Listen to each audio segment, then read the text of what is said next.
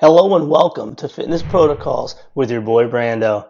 This episode is all about ketogenic dieting meal preparation for the entire week. Whether you're seasoned at diet management or brand new to the practice, this episode shares tips and tricks that makes the experience simple, efficient, and effortless.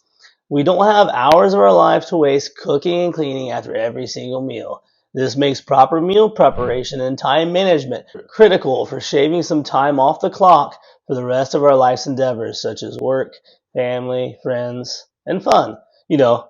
More time in the gym. My favorite thing. In hot pursuit of achieving our fitness goals. I've been in the field of health, fitness, and nutrition for over 15 years. My burning desire is to share knowledge, experience, and methods to living a sober, productive, and meaningful life via bodybuilding, powerlifting, and macronutrition enrichment. Now, there isn't much variance between the keto meal preparation versus any other diet meal prep. It's about finding your favorite recipes and scaling them to meet the needs for the week. I've personally found separating my meal prep days into batch cooking 2 days a week to be the most efficient, and this prevents food from potentially going bad at the end of the week. Like 3-day young refrigerated food tastes better than 7-day old refrigerated foods. I choose to meal prep on Sundays and Wednesdays, like a heavy cooking day on Sunday and a lighter cooking day on Wednesday. Finish out the work week. This gives an entire Saturday to relax, decompress, or tackle another project. Seems I'm always busy these days, right? I'm writing my book and then sharing knowledge, experience, and methods on here.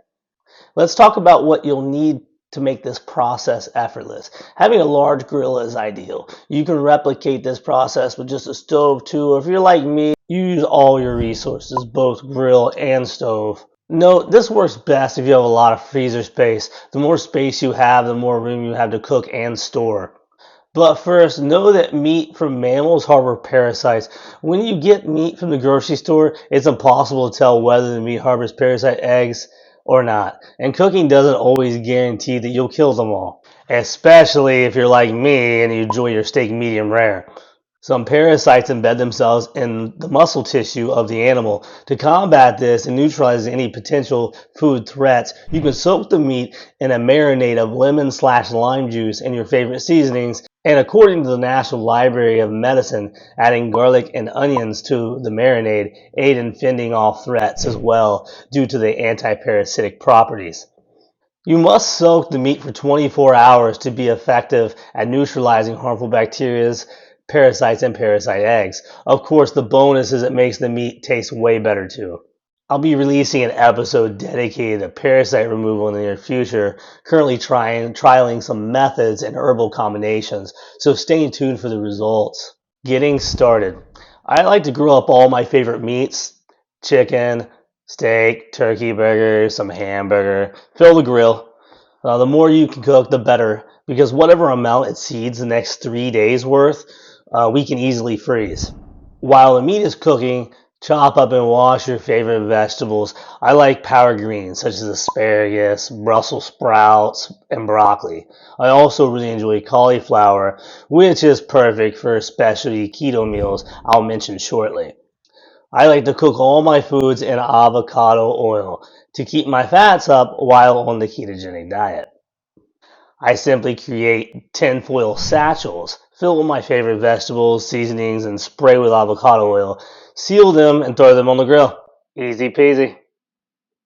Once the food's finished cooking, simply measure it out in increments, mixing and matching that meets your macro needs, which for a keto is roughly 60% fat, 30% protein, and 10% carbohydrates, and container them for the next 3 days worth in the fridge, and freeze the remainder.